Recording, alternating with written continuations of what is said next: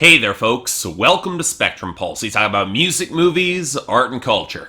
And today we're going to be talking about the self-titled album from Preoccupations. So let's start by talking about something I don't think I've ever discussed in a review before: band names. A good name can help a band stand out, can occasionally set the tone of the music that you're about to experience, can evoke a certain atmosphere and personality. For instance, one of my all-time favorite band names is for the anarchist punk band Chumbawamba. It evokes curiosity, it definitely stands out, and it's got that sort of gleeful irreverence that really characterizes the wit and character of that group. But let's get honest here, the big story tied to this act that we're talking about today is band name controversies. Like say when a certain act calls themselves something, let's say Viet Cong in this case, and then discovers that if they want to play the liberal college circuit across the United States, such a name might drive a little bit of backlash. Now, not gonna lie, this controversy irritates the absolute hell out of me, and not just because I could point to a slew of bands in punk, post-punk, and metal with names that are far more dark and disturbing connotations. Look at what Joy Division means sometimes, I dare you. And while I could go on saying how Viet Cong is offensive, propagates a simplistic and US-centric view of the far more complicated Vietnam War and the geopolitical implications of that, where there was considerable moral ambiguity on both sides, and how even if it was inappropriate and offensive, it completely fit the dark, pummeling tone of the band's music. But it's not like the group themselves made any of those arguments. Instead, the Canadian group shot themselves in the foot repeatedly during interviews by pleading ignorance and all sorts of nonsense. And since they obviously weren't about to do anything more interesting with the name or the concept, and they just wanted to continue making money, can't fault them there. They just eventually gave in and changed the name to Preoccupations. Not a bad choice, not as punchy as Viet Cong, but it did fit the sort of detached, bleak melancholy that ran through a lot of their compositions, so I won't hold it against them that much. In any case, this allowed them to get away with their second self-titled album with a new name, which a part of me kind of thinks is cheating a little bit, but okay, whatever. How is Preoccupations? Well, honestly, if I were to find an album that completely lives up to both the idea and spirit of the title, it would be the self-titled record from Preoccupations. And while there are some holdovers in the general sound from Viet Cong, Preoccupations is decidedly its own animal. Not quite as dark and resignedly nihilistic,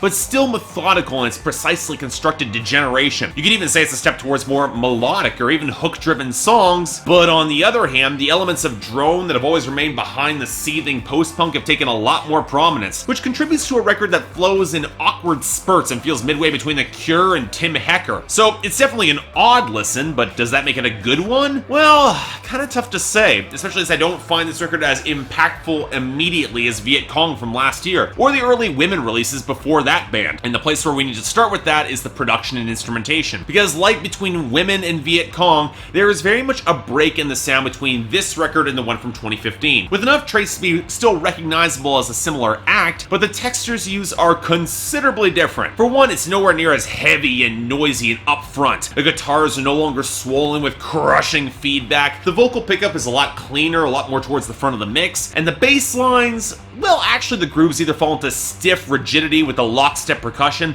or build to some pretty impressive grooves, it depends on the song. Where this album distinguishes itself a lot more is in the guitar production and blend with the synthesizers. With the much brighter tones on the album, the early 80s influence is palpable in the shimmering guitar work, calling to mind a lot of Echo and the Bunnymen or even The Cure on songs like Stimulation, albeit with lower grooves that grind a little harder and push away from an easy hook. Now that's not saying that there aren't some solid melodies here. The ghostly waves of guitar on monotony that transition into the three-note echo that drives Zodiac with a great bass line, and even hints of industrial percussion, fantastic transition there by the way. The whistling, gleaming tones that expand off the gurgling gallop of the bass and drums on Degraded, and that huge punchy melody that comes through in the back half of Stimulation. And then there's the behemoth song Memory, which clocks in over 11 minutes, begins in a haze of dreamy guitar lines circled by the percussion groove, before breaking to an oddly earnest midsection with a more wiry bass line, and even that will break off into a drone that will last for the remainder of the song, which is well over 4 minutes, and still has some own texture to it, because really, the transitions and drone come together remarkably well in cultivating that atmosphere. A fair bit better than the drone that opens up Anxiety, by the way, but it also highlights the real differences in sound that can make this something of a jarring listen. It's not helped by the inclusion of Sense and Forbidden, two songs that are barely over a minute that contribute some instrumental ideas ideas, but feel painfully undercooked overall, especially with Sense with its atonal warbling. It really could have been cut and it wouldn't have been missed. And yet,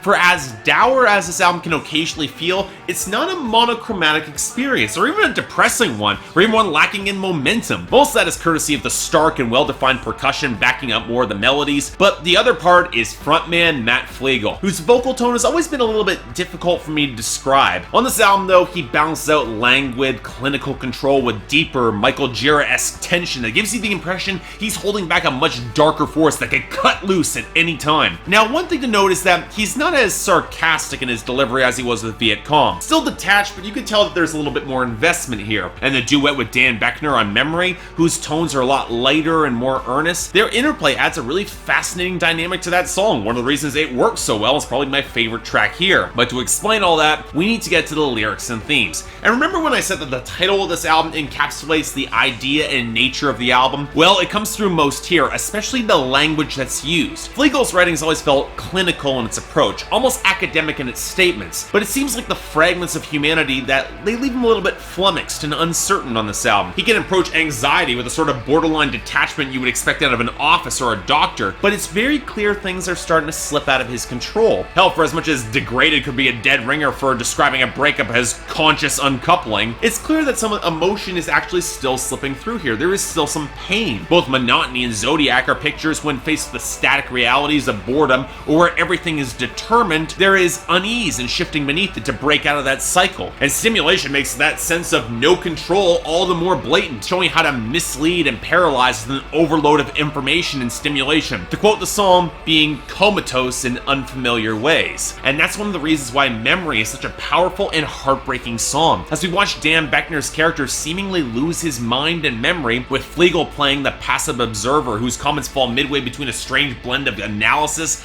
gaslighting, and yet a buried sense of empathy. But throughout this album, that unease that something isn't quite right still persists. And by the time we get to Fever, it seems like whatever analyzing force that was trying to keep things more in line is just giving up, admitting that you're not really that afraid, instead just to carry your fever far away from here. It brings to light an unspoken truth that's been lurking throughout this entire album. More often than not, you choose your own preoccupations, you set your own traps, and if you want to walk away, more often than not, you'll be allowed to. The system can't really stop you if you make the choice to disengage. You just have to actually make that choice. Now, believe it or not, this isn't an entirely unique or new theme, even in post-punk. Hell, fellow Canadian post-punk act Ought explores something very similar to that, and it's a slightly better effect on Some Coming Down last year. But Preoccupations, they do a damn solid job with it too, and this is a pretty damn solid album. One that does grow on you the more you think about it. Again, I don't think it's as punchy or as potent as the work they did under Women or Viet Cong, but it shows a sign of the band that I do appreciate, even if it does feel a little bit misshapen and distorted.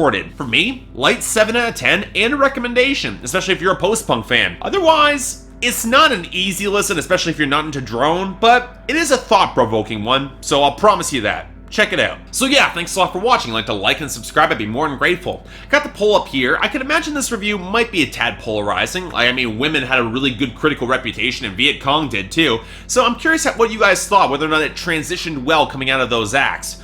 Beyond that, anything else I might be able to do to improve my presentation, or any other albums coming out you want me to take a look at, I will try to give them a listen. Till then, I'm Mark, you're watching Spectrum Pulse, and I'll see you next time.